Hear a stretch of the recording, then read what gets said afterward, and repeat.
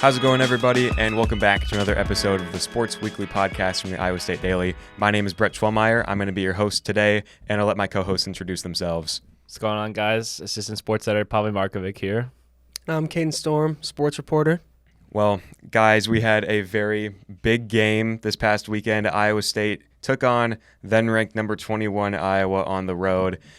It was shaky to start. I'm not going to lie. Iowa State looked pretty terrible in the first half, but they turned things around, outscored Iowa by 14 points, win the game by 1 thanks to the big leg of redshirt freshman kicker Kyle Conradi. 20-19, Iowa State takes down the win. Pavle, who did you like the most in this game? It's got to be Conradi. What he saw after missing that first quick at the end of the second quarter. Things weren't looking too great, especially with how the first half went with just the team in general. The offense very sputtering back through the pick. And, he really bounced back from that. And, he had the confidence from his teammates and Coach Campbell. He had to get back for him because, that was his first ever collegiate field goal and he missed it. So after that, fourth quarter, he went crazy. The first one being a 46-yarder to bring it within 2. And then, of course, the game-winning 54-yard field goal. So it's got to be Conradi, the Big 12 Special Teams Player of the Week, easily. Well, not just the Big 12 Special Teams Player of the Week, but he won the Pop-Tart Award for the best Special Teams Player of the Week or something like that. Yeah, 54 boxes of Pop-Tarts for a 54-yard field goal. So it was good for the team to get some Pop-Tarts too. Yeah. Caden, who did you like the most in this performance? Basic answer, quarterback, but I liked Rocco Becht. Yeah. His first half was not great, but no one's first half was great. They had us in the first half, not going to lie. The offensive line was not giving him any help in the first half. And, he wasn't doing well either. But the poise and, the confidence to come back in that second half after what was really a bad pick in the first half that set up for some more Iowa points, I think he did a great job coming back in that second half. It was really impressive. I'm going to be honest. I didn't think he was going to do it. I thought it was over. Yeah, the offense didn't look like they could do anything. Well, especially when you go back to just that first drive that Iowa State had. Iowa does what Iowa does, punting the football, pins Iowa State on the 1-yard line. And at that moment, I was kind of like, this might be over before this thing even really begins. It was 5 minutes into the game, and Iowa State's just pinned on the doorstep of the Iowa. They looked nervous out there. Oh, for sure. Yeah. That kind of goes into the crowd noise. The offensive line had back-to-back penalties on just after what you would think was a good start on the 1-yard line. They got out to, I think, was 3rd and 2 at some point, and then that crowd noise kicked up, and it kind of set the tone for the first half, where it was just oh my gosh, they were completely rattled. Yeah, it looked bad. Rocco looked great in week 1, but early against Iowa, he just did not have it. The entire team didn't have it, but they rallied, and I think that a lot of that kind of goes to you can look at the defense too. They didn't really perform great in the first half, especially the linebacking core. And I know that we've talked a lot about it, that they have some depleted places like Caleb Bacon, Will McLaughlin have been out, and it was kind of who was going to step up. And Cooper Ebel, I thought, did a nice job.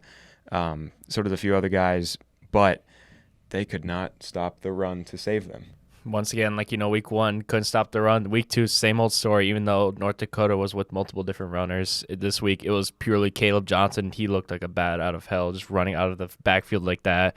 And like you said, missing Caleb Bacon and Will McLaughlin, that game was used to see whether guys like Cooper Ebel, Jacob Ellis, or John Klosterman are really going to step up in the linebacker role. Even Caleb Brazino, who I think made a season debut with us Cyclones. So. Yeah, obviously the run defense has to shore up soon because, with conference play, playing teams like UCF, who has R.J. Harvey, who I think had 4 touchdowns this week against Sam Houston State, and Texas Tech has Taj Brooks. So they got to find a way to get that fixed up quick because, these injuries, who knows how long they'll last. Caleb Bacon, who knows if he'll even return this season. Will McLaughlin, hopefully he'll return as soon as possible. But, this run game, the whole game watching that game was just scary. Just going over the stat line real quick of Caleb Johnson, 25 carries for 187 yards. That equates to 7.5 per carry, and he had those 2 touchdowns as well. But when you kind of break down how he ran the football, he had 4 runs that were over 25 yards, and every other run was less than 10. And that really he was able to run the ball really well in the first half, but that second half when things started to finally go Iowa State's way, that's when they kind of started to buckle down, started to get those stops. But, I mean, yeah, the defense did enough, I thought, to get those stops in the end. But obviously the way the offense performed, going back to it again in the first half, getting into that hole, 13-0 at halftime, that I thought there was no way out. I mean, we're lucky that the defense did come up and make those goal line stands because, I mean, if they would have gotten out of that with the 14 points, they probably should have, and had it been a 21-0 game, I mean, it would have been over. Yeah. It's hard against that defense. Even though we did start to get things going in that second half on offense, we wouldn't have been able to come out and score, 24 unanswered. I mean, that wouldn't have happened. And that defense did in the second half. They did step up on the run game. Because I think at one point, Caleb Johnson was averaging, 16 yards a carry. He was up there, yeah. So they really reeled him in the second half. I still think if you're going to – I mean, the game was a positive. We beat Iowa on their home field. But if you take away one negative out of this game, it's still got to be the rushing defense. First week against North Dakota, we were kind of getting gashed up the middle, I felt like. And on this game, we're getting gashed on the edge. Our linebackers couldn't move laterally. And so I think that's definitely the biggest concern going forward, and you just got to hope we get a little healthier there. And again, that probably just stems back to the defense that they run. I feel like the 3-3-5 just does not set up well for run defense, and that was just proven these past 2 weeks. So I think once we finally start to get into Big 12 play, but Pablo, like you were talking about with those running backs from UCF and Texas Tech, those guys are going to be problems, but we know that the Big 12 is a bit more air raid. And the secondary really did its job, especially Darian Porter, who it's his 6th year in the program, and he had his, not just his first, but his second interception of his career. His whole collegiate career came in the Iowa game, and to me, his first one is what really changed the tide of this game because he picks the ball off. Cade McNamara threw 2 interceptions, both of them to Darian Porter. His first one led to Iowa State's first offensive touchdown of the game, and I think that was really what changed the tide for Iowa State. 100%. That was the play of the game. Or obviously, besides Conradi's kicks, that was the play that turned the tide that led Iowa State to come back and win this game. Because I think I saw some video, whatever, that Texas ran the same play that Iowa tried to run on Iowa State, and Texas obviously had success last season, but then they tried to run that same play, and I think Iowa State realized that they were running that same play, which led Darian Porter to grab his first interception of his career. So I'm really happy for Porter. He's been there for so long, like you said, 6 years with the program. He's been through a position change. He started off with the wide receivers and then went to a defensive back, and then now he's been more prominently in the special teams role with dealing with all the other talented defensive back room. So now, obviously having this big of a game against a team like Iowa in a huge moment was incredible for him. So I was really happy to see what he was able to do and step up for the team. And I thought it was interesting post game what Jalen Knoll and Miles Purchase were saying about Porter, knowing that they've both played in the same position as him, and Jalen Knoll saying yeah, everyone talks about me being the fastest, but I think it's Darian.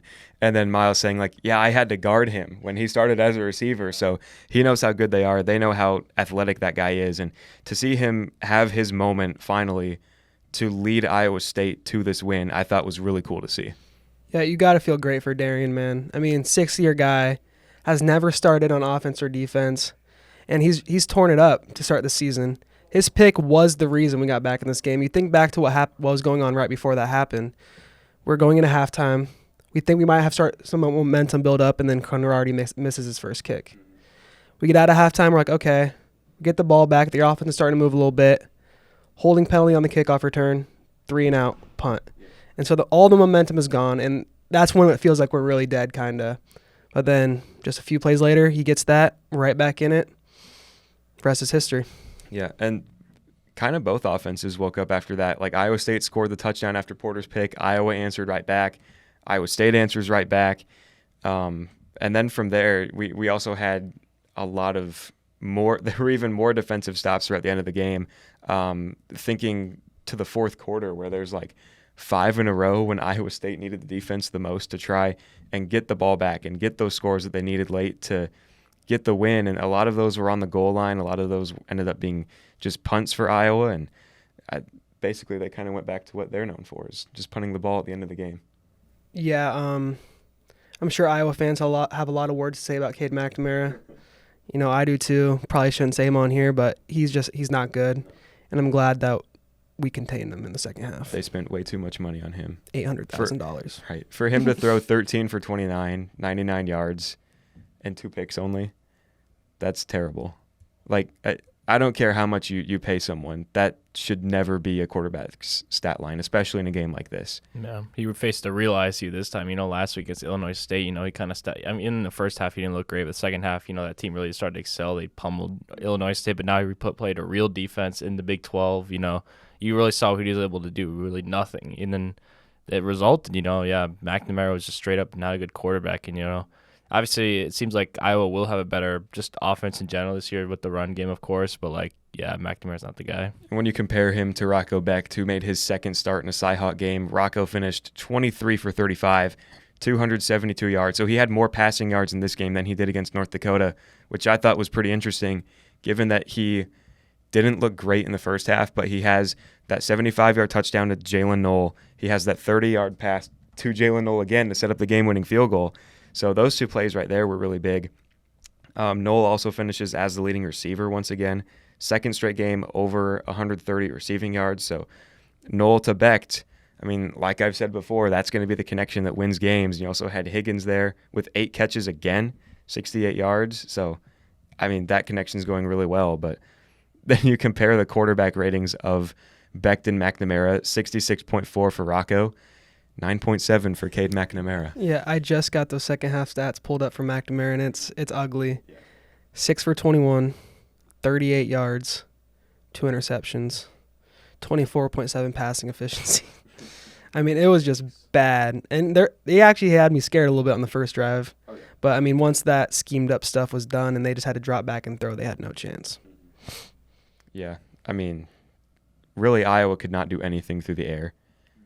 You look at their guys who caught passes in that game. Jacob Gill was the only, and Caleb Johnson. They were the only 2 guys that caught more than 1 pass. So they'd spread the ball around, but they couldn't spread it around well enough to just move the ball at all. When you compare that to Iowa State's receiving numbers, Knoll and Higgins each had over 5. You had Steve-O Klotz actually had a pretty solid game. His 2 catches for 34 yards. I was impressed with Steve-O. He was the first one on Iowa State to catch a pass in that game. And you had Brahmer there too, who, he's starting to get involved in the offense, which I know we were talking about last week that we wanted to see a bit more of him. So I think we're getting there, but we're probably just scratching the surface with these tight ends right now. And that was found most interesting. Look at the stat sheet. None of the other wide receivers, like the wide receiver 3s, were caught a pass. Nolan and Higgins are the only wide receivers to catch a pass. And it was interesting to see the tight ends really step up because I'm not sure if Brayman was fully healthy for this game. Obviously, maybe that's the reason that Klotz and even Gabe Burkle caught a pass this week against Iowa. So, yeah, I don't know if that was specifically the reason, but it was nice to see these other tight ends really get a moment to step up in a huge way with that Klotz one. Yeah, that 28-yard catch, I was not expecting that. And obviously, at the bottom, you see the running backs, Carson Hansen, Jalen Jackson, Abu Sama getting some catches as well, along with their contribution to the run game. So, yeah, it was just interesting to see just in the receiving game, really them to spread the ball around, even though it wasn't to another receiver other than Nolan Higgins. Yeah, I would like to see some more from those other receivers. But the fact that Nolan Higgins are doing what they need to do is good. It's very promising. But, yeah, Green, Nagoy, Alston, someone else at some point probably has to step up as a number 3, but the fact that they are spreading the ball around to the tight ends now, to the running backs is good. But then when you kind of look at how Iowa State ran the ball, it wasn't great again. Abu Sama really limited once again, 17 carries, 58 yards. Average was 3.4. His long was just 10 in the game. They did try and spread Jalen Jackson in there a little bit. Carson Hansen had a couple carries, but once again, I think that this running game is not where it needs to be right now. Yeah, and I think we talked about this a lot during the game, us 3. Yeah. And Abu Sama, he might be home run chasing a little bit, I think. He likes to break them outside, and like we saw in that Kansas State game, that can work out great. Mm-hmm. But not every game is going to be the Kansas State game, and that's where I think we saw a little bit more success with Jalen Jackson. He's putting his foot in the ground, getting upfield, and you can see there where he's averaging 5 yards a carry. Abu Sama was just sitting at 3.4. And he really didn't have any of those explosive runs today. So, on Saturday, Sami. His long was only 10. And I think against a defense that's as disciplined as Iowa, you just got to get your yards up the middle, not try to bounce everything outside. I think that's where we mostly struggled in the run game. Yeah. To be fair, Abu Sama did get us our first down of the game, I think. That's seven. The first one that wasn't for a penalty. Yes, so, yeah. The first one doesn't without the roughing the passer and the roughing the punter call. Yeah, I think that's a 7-yard run and a 4-yard run that officially got us the first down. But there's like 5 minutes left in the second quarter, which is just sad. But yeah, I mean, Abu Sama is kind of like back-to-back weeks where, he hasn't really gotten a lot of yards. He's gotten a lot of carries, obviously gotten a lot of the workload, but, he's not resulting in those yards that we expected to.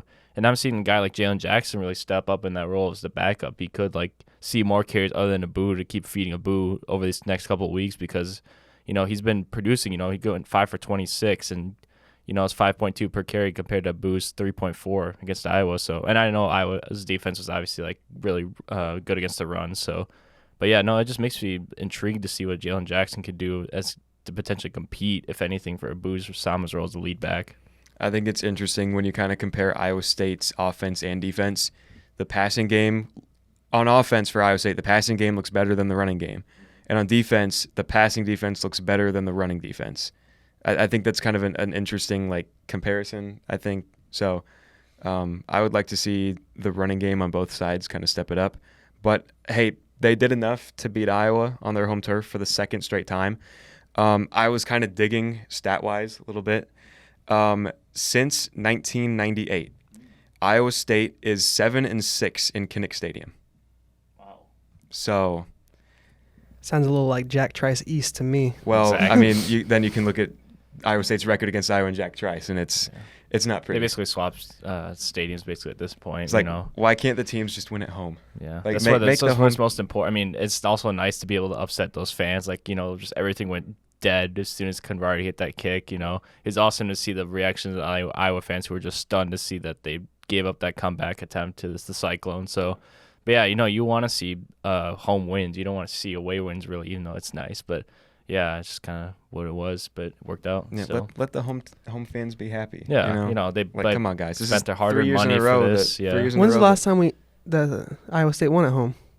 Gosh, it's been a while. I can't even tell you off the top of my head. To be fair, it's been that long. It's been too long. Yeah, it's maybe 2015. Cyclones, let's buck that trend next year, maybe? okay? Yeah. Let's see here. I mean, if there's a guy to do it, Rocco proved that he can do it. Last one was in home. 2011. 2011. 2011 was the last 41 win. Oh yeah, I remember that game. Was that the one that went to triple overtime? overtimes? Yeah. That was a great game. Oh my. Yeah, but 2011's not That good. 2011 season was a 13 special years. one for Iowa State. It's the same year they knocked off Oklahoma State, kept them out of the national championship. That team was special, looking back on it. I think this team has the capability to be special too, though. They knocked off Iowa. They're 2-0. You don't want to look ahead, but I mean, for one, I think this is the perfect week for our first bye week of the year. Oh yeah. You get a chance to get some people healthy. You feel really good, riding the momentum. Yep. You just knocked off your rival. You get to have this be your most recent win for an extra week. And it lets you kind of avoid that letdown, because I mean, it'd be easy to come in if we played Arkansas State this week and you're a little shaky in the first half because you're still coming down from maybe partying a little too hard after the win. Yeah. But now you get a week off and you got Arkansas State, Houston, and Baylor on the schedule. Speaking of partying hard, Caden, how was Iowa City for you? We were all there. Not worth it. Iowa City. I like games more. Let's just say that. I mean, well, you would know. I mean, you started your collegiate career at Iowa. We don't need to get in that. That's in the past. Hey, I mean, we're glad you're here now. Yeah. So. I'm a Cyclone all the way. Yeah. Yeah. I mean, and this does set up for a huge game against Arkansas State, though, because Matt Campbell, as we all know, is chasing the all-time wins record for an Iowa State coach. Currently one back of Dan McCarney for the all-time record, which I believe is 56 wins. So if he can get it at Arkansas State, he ties the record. If he can then win at Baylor, at Houston. At Houston. I'm getting ahead of myself here. If he can then win at Houston, then he takes the record. But we can't get ahead of ourselves there. Yeah, one game at a time. I'll get ahead of myself. He should beat Arkansas State and Houston. Well, I mean, you look at the schedule, they should start 5-0 theoretically. Yeah. Now that they've beat Iowa, I mean, you got Arkansas State at home, at Houston, who I mean, they had a bit of a surprise though. They did keep it close against kept- Oklahoma. yeah. That was shocking. I Yeah. didn't when I first checked that score in like the fourth quarter. I was like, wow, like there's no way it was that close because everyone expected Oklahoma to blow them out. Yeah, I and think we instead all they- projected like a 5-touchdown win by Oklahoma. Yeah, when we're going with the spreads and stuff. Yeah, I was like, wow. Well, when the spread's like 28, you don't think that it's going to be 4. no, It yeah, ending up that- being the final margin of victory. Who knew? Yeah, 16-12. Yeah, and then after that you got Baylor, and then it kind of goes to Then you got to hope that game in West Virginia. the way that the schedule flows for Iowa State. It really feels like you kind of get some of the easier-ish opponents, and then it really works into some of the tougher ones down the road. I mean, you do have Iowa to start, and I think that it's fantastic that Iowa always is the first like real test of the season, and I like that they were on the road and were able to win on the road in that environment. I mean, it was loud.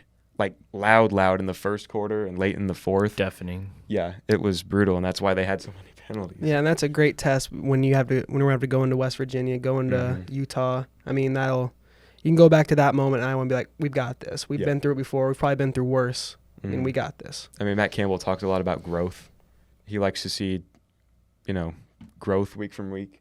I think we did see that from the North Dakota game to the Iowa game. I think that we're going to see it even more with this bye week going into the Arkansas State game. I mean, that one could be a little shaky, like you're talking about, Kate, in the start. But I think that being that it's at home, that Arkansas State's a group of 5. Iowa State has to get its revenge on a group of 5 school. They cannot should have- take care of They can't business. have another Ohio moment like Yeah. last year. At least it'll be at home, not like in Ohio like last year where that. I mean, there's circumstantial factors went into that. The sickness I think going around, just like in general, it's like vibes weren't there, but now it's at home, should be able to get that win. Yeah, but I mean, the Iowa win was fantastic, 20-19. Iowa State goes into the bye week on a huge high. That was just a fantastic game that happened. That was a fantastic Cyhawk game. So glad I got to be there. So glad that we all got to be there. That was one of the best football games I've just ever seen. Like, not even just in person, but just in general. So now that the Cyhawk game has come and went, the new rankings are out, and I think it's pretty hilarious. Iowa State knocks off number 21 Iowa. Iowa isn't ranked anymore. Iowa State is and takes that number 21 ranking. Caden, I know that you have some thoughts on this. I think we should be higher. Okay. I do too. I had us at 19 in my top 25. So The AP top 25 is kind of it's something that I don't believe in. I don't think I ever really agree with their rankings. But do you believe in Joe Hendry? I do. My man. Well, oh my God, that's your daily WWE talk. And yeah, I don't like the AP top 25. Typically, I don't think most of these voters actually watch the games. I think they kind of scoreboard watch. But I mean, it's funny we're taking a 21 spot from them. Mhm. Iowa shouldn't be in there. No. So, I mean, Well, there's not they're too much to not. complain about right now. Yeah. I mean, I like it. I mean, Georgia, I feel like still is number 1. Texas moving over Ohio State for number 2, I like. I do think that Alabama is a little too high, though. I would like them down a couple more spots. That's where I talk about scoreboard watching. They were in a Right. dogfight with South Florida. Oh, yeah. And then they put on, I mean, I think it was a 1-score game, like start of the fourth quarter. I mean, they Yeah, it they was put it bad. on them at the end, but that game was closer than it looked. Yeah, they finally realized we're Alabama. We can't be doing this against a team like Southern Florida. So I think maybe Missouri deserves that 4 spot. They haven't given up a point in 2 games against Murray State and Buffalo, and now they get to play number 24 Boston College this week, which will be a really great game. And I'm assuming they will beat them because Missouri's been playing that good as of late. So yeah, I mean, I'm really high on Missouri. I know they're gonna play really well. That's all I'm gonna say. You got to figure that maybe if Missouri had a bigger brand, say they were like in Alabama or Georgia, say they had that branding, I feel like they would be probably a few spots higher. I think Missouri is really that good. And I do like Tennessee a lot too. I was going to say, I love Yes, Tennessee. I'm so high on Tennessee this year. I think that they can make some noise. I love Nico. Mm-hmm. I'm going to butcher his last name. Iamalava, I think is I how you think so. pronounce it. Iamalava. I mean, I love Tennessee. I think if I had to pick a 4 team for number 4, I'd put Tennessee there. Yeah. Funny thing is, you look at the top 7.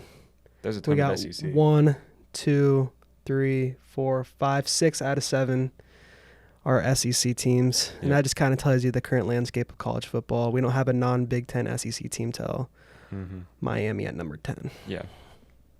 It's crazy. Like, I do like that Miami and USC seem to be back. They look really solid right now. Kind of feels like we're getting to kind of like that early 2000s type of top 25. It's nice to see on the screen, even though it might not be real. Yeah.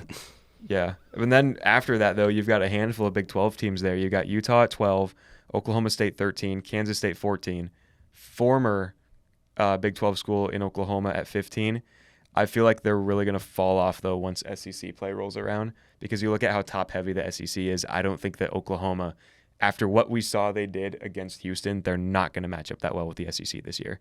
And I was low on them to begin with, and now, I don't know, man. I think it's going to be a rough year for Oklahoma. And we were talking about it during the break. Oh, my goodness, what happened against Houston. You know, hosting Houston, I couldn't even remember the spread. It was like 28, I think. 28 something. Yeah, 28, and they only win by 4. Yep. What's going on? Like, Yep. I know. Score 16 points. I mean, that was a team that UNLV took to the woodshed.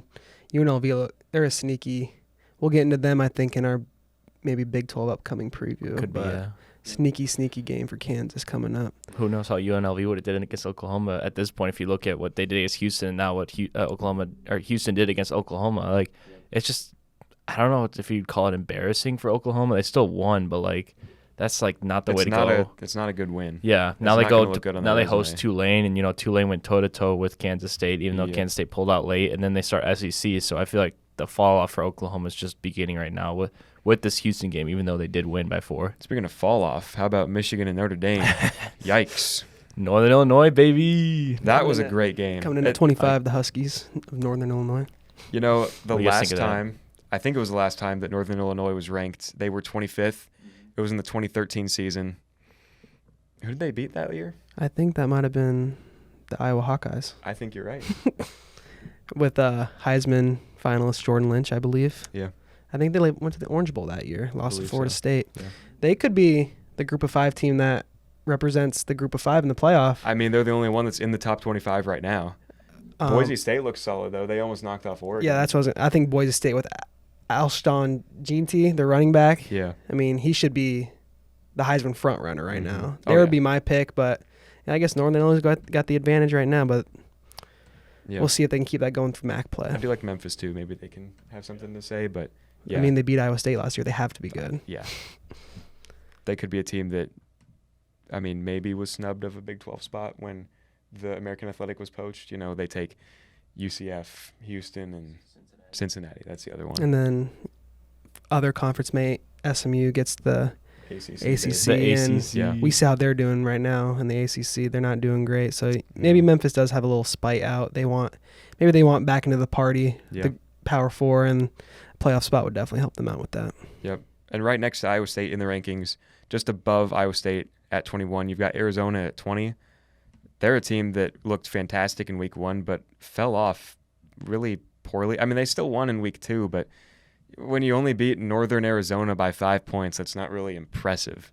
Yeah, I was surprised because, you know, obviously, like, Arizona's defense giving up 39 to New Mexico the first week, even though they scored 61, was a little interesting to see. And then going up against Northern Arizona, I think they're mainly known for, like, cross-country and track. Yeah. Not for football, definitely. And, you know, what else is surprised to see, you know, might butcher his name again, Teturo McMillan, the wide receiver.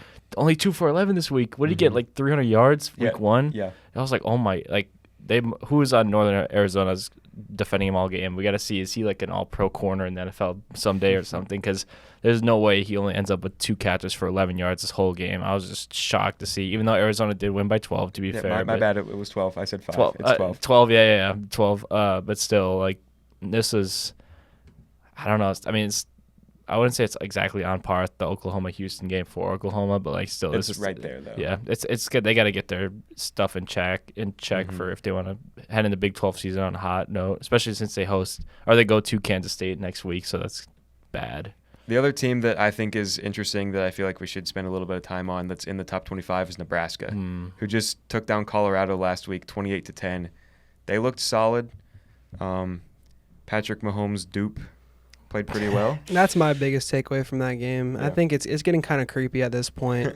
Dude, I don't know if he's trying to do it. mannerisms. It's so, the way he walks, the way he runs with like a little like kind of stutter in his run. possessed. Yes, like a little bit. Yeah, it's like I mean, it's to a T. Mhm. Like, it's got to be intentional at this Well- point. I don't know how it isn't, but it's weird. There was also a clip that came out of like Mahomes does like this thing where like he jumps and like puts like his knees up Yeah, and like pregame. yells. Yeah. Yeah. I mean, Exactly like that. exactly the same. In Lincoln. Exactly the same. The only difference though, he wears his towel on the other side of it. Oh yeah, there's a difference. Yeah. So, I You mean, can't say he's copying. yeah, Yeah. if there's that one difference, one difference. Yeah, you can copy my homework, but change something up so they don't notice. Yeah. So we kind of touched a little bit on some Big 12 games that happened. Wait, before we move on. Colorado is the same team they were last year. They were always Oh, yeah. the same team. Shador throwing his teammates under their bus is crazy. Mm-hmm. That team Multiple times. is so dysfunctional. I'd be shocked if they win more than 3 games this year. I think Deion's gone.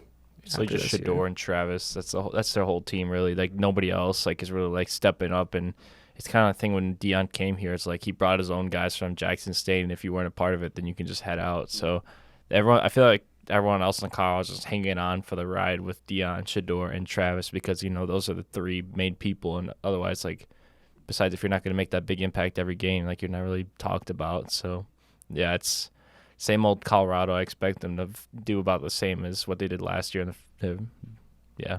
I would equate Travis Hunter on Colorado as a Bugatti in a trailer park. Yes. So, That's accurate. yeah. Very. Anyway, so Big 12? some other Big 12 12. games that happened last week. Baylor versus Utah again was not a Big 12 game. Utah takes the win 23-12. They dominated early, but the main takeaway on this one, Cam Rising out of the game with a hand injury. I don't think it should be too serious. He should be able to return fairly soon, but something to keep an eye on throughout the season because Iowa State does play Utah later this year. Then going on, Oklahoma State survives over Arkansas. Kansas State survives over Tulane. Caden, you called it. Pavle, you talked about it too. Illinois upsets Kansas. They did it, yeah. In Champaign, they actually did it. Yeah. I was actually impressed with Illinois, what they did, They were able to build off that performance last week against Eastern Illinois, even though, like I said before, it was Eastern Illinois. But the main thing that made me think about Kansas is Jalen Daniels, 3 picks. He looked concerning out there. 18 for 32, 141 yards, still threw for 2 touchdowns, but had 3 interceptions. Is that Cade McNamara with 1 more interception? No, but still, since Iowa State does play Kansas, I really have confidence going into Arrowhead, since they'll be playing at Arrowhead, that the secondary will be able to cause problems for Jalen Daniels and see a lot of the secondary guys. Maybe Darian Porter gets 4 interceptions. Maybe Jeremiah Cooper gets his first, but maybe he'll have it by then because it is late season. But still, fighting Illini, dethroning the Jayhawks is always something good to see. I'm so excited for that Arrowhead game. That's going to be so much fun. It's so much fun. Then looking on, Pitt takes down Cincinnati by 1 point. Cincinnati really threw that game away. They did. They Texas had it. Tech proved that they're not good once again, losing by You don't just 21 go points up to Wazoo. Pullman, pack 2 after dark, and beat the Cougars. Yeah, doesn't happen, I guess. Texas Tech is bad. They're not They good. are, yeah. They're not good. Yeah, I hyped them up a little too much again for the second straight year. Besides that, West Virginia and UCF slamming on their Albany and Sam Houston, that was kind of expected, beating down those type of teams. So it's interesting to see both of them have to play Iowa State this season. So we'll see where they're going to end up by those times we play them, even though West Virginia will have the advantage being played in Morgantown. Yeah. So then for this week in the Big 12, Iowa State has a bye. Yep. Like we talked about, they're going to be riding high for that Iowa win for an extra week, which is going to be pretty cool, giving them some time to rest, recover, take it in, regroup, and go from there. But the Big 12 slate starts this Thursday. Arizona State travels to Texas State. I mean, This is a scary. I'm gonna say this right. This is a scary week for the Big 12 and their Oh, yeah. reputation because Arizona State might lose to Texas State. Texas State is really good, and then you just look down the line. There's a lot of Big 12 teams playing Group of 5 teams where I think that the Group of 5 teams very, very in it. Well, like you talked about UNLV, they're playing Kansas, who is just exiting off of a loss to Illinois. Is that one that you're kind of looking at too? Yeah, I really am because we talked about Jalen Daniels. He struggled. Yeah. I mean, he's dealt with a lot of injuries over his career. Second game with the new offensive coordinator last week. I think it's going to get better throughout the year. He's very talented, but this UNLV team, I think won by 60 points. I think. Mm-hmm. I think they were playing our friend Deacon Hill, transfer from Iowa, Utah Tech or something. Hey, he had a big throw. He had He had that one. Iowa might have wished they had him back last week, but Fair. UNLV, I think they're another sneaky contender for the Group of 5 playoff spot if they can keep it going. And then just like Cincinnati, Miami of Ohio, that's another game. Yeah. I mean, the Big 12's really got to step up and win these games if we want our reputation to look good. Yeah. And going back to the Kansas game, dare we say another upset alert for Kansas? UNLV, like you said, Caden, they even though the line right now is KU -7 and Kansas is hosting UNLV, of course. I'm hammering UNLV. UNLV +7? Okay. I mean, I like to think KU gets it done, and I still think they will. But, I think it could be a rocky one, with just how Jalen Daniels played this year. Yeah. Also in the state of Kansas. So that game's on Friday. Also on Friday from the Little Apple in Manhattan. Number 14, Kansas State hosts number 20, Arizona. But this is not a conference game. Yeah. This game, again, like we were talking about, was scheduled last year as a non-conference game before the fallout of the Pac-12. So, funny thing that could happen. We've talked about it before. I know Kaden and I have talked about this. So, there is a scenario out there where Kansas State beats Arizona in this game. They could both end up tying for the same record, and Arizona could end up with the tiebreaker to make it to the Big 12 championship over Kansas State. Really? That is a real possibility. Their head-to-head doesn't count because it wasn't Big 12 play. Yep. Wow. So based on the other matchups that happen, Arizona could have the edge if Kansas State does still end up winning this game. So I'm just throwing that out there. It's a possibility, and I think it would be really funny if it happened. It'd be very Big 12 for it to happen. Yeah, in this that'd be conference. the most. I kind of want it to happen because you expected Utah to be there if Cam Rising, of course, is healthy by then. But still, that would be the best scenario I think possible if that were to come down to the last game, especially for K-State since we got to play them in Ames. So that could really come down to it. Now, I will say, though, I don't really want to see Utah and another Pac-12 school in the Big 12 championship. No. I would like there to be at least one traditional Big 12 team in the Big 12 championship. And that team will be Iowa State. It very well could be. Could be, yeah. I think after the Iowa game, they've got a real shot at it. I think the teams ending in state for the Big 12 teams are most likely to make it, either Kansas State, Oklahoma State, or even Iowa State. Except Arizona State. Of course. Yeah, no. Yeah, I'm saying original Big 12 schools here. Yeah. So those three, I'd say, have probably the best odds right now if I were to pick just original Big 12 teams, not the Pac-2 schools. Yeah. And then that'll do it for the Friday slate. Then we move to Saturday. Oklahoma State takes on in-state team Tulsa. It's going to be at Tulsa. I mean, I'd like to pick Oklahoma State in this one, but what we've seen from them last year, losing to South Alabama, they almost lost to Arkansas last week. This could very well be a trap game for Oklahoma State. Tulsa did just lose to Arkansas State, too. That's another tidbit of it. It's a little preview for Iowa State, too. It was in Arkansas, to be fair, for Tulsa. But, their only home game was against Northwestern State, and they slammed them 62-28. So, like you said, hosting Oklahoma State, I think it could be a closer game. What do you expect? The line right now is -20. I would think they'd like to take it +20, unless they somehow blow them out of the water, but I don't think so. I'm interested to see if they can get Ollie Gordon going a little bit better in this game. Sure. He's been kind of held in check the first 2 weeks, but I think this is where he kind of breaks out and starts to get things put together. Yeah. Then after that, the game you were talking about, Caden, Cincinnati versus Miami, Ohio. Could be interesting. It's going to be an ugly game. I mean, Probably. It's Cincinnati in Miami, Ohio. Right. In Ohio. Schools. It's always scary. It's probably going to be low scoring, close, and I think it honestly could go either way. Another game that's a little scary that could also be another Big 12 team getting upset. Texas Tech hosts North Texas. Yikes. Yeah. I once again, I like to think that the Big 12 school does prevail here, but yeah, I don't know. Like you said, Kaden, these Group of 5 schools are a little worrying me, just specifically this week, because I know next week will be a little bit easier, and then obviously conference play starts. But still, yeah, it's going to be an interesting week to watch while Iowa State sits down on the couch and enjoys their win from Iowa. Can't rest on your laurels too much. Arkansas State's going to be there. Oh, I didn't even realize we got West Virginia Pitt. I didn't even realize that. Rivalry that was this game. week. Yeah. Right, the next game at 2:30 on Saturday. That's going to be a good one. Yep. That should be a night game. It should be. Yeah. So, it's at Pitt, but West Virginia's favored by 3. I'd like to think West Virginia wins that game. Pitt looked Yeah. good against. I mean, they looked good in the fourth quarter. Well, West Virginia's already seen a good team in Penn State. So I don't think that they'd want to lose to 2 schools from Pennsylvania. No, I think West Virginia's got this. I don't think Pitt's very good. We saw that. I mean, they didn't look very good against Cincinnati for 3 quarters. I think West Virginia is a good team despite what they showed against Penn State. I think they start to show that they're still the sneaky Big 12 contender that we thought they were. There's a ton of in-state Big 12 teams and like Big 12 teams playing other in-state teams, and it keeps going. Like Utah is at Utah State. That game's Utah should roll. Utah, yeah. They shouldn't even play even Cam despite Rising. if they have Cam Rising, they probably will win. Am I wrong, or is that Spencer Petras at quarterback for Utah State? Or am I making that up? Right. I think you're right on that. That is wild. Yeah. Or maybe he might have already gotten before. benched. Yeah, Petras is there. Yeah. Okay. Well, might keep an eye on it. Yeah, maybe. Probably not though. Yeah, that's expected though. It's Utah. So. 2 former Iowa quarterbacks slumming it in the Utah schools. Then we got after that one Air Force and Baylor. Ugly game. Air Force. I didn't realize Air Force was.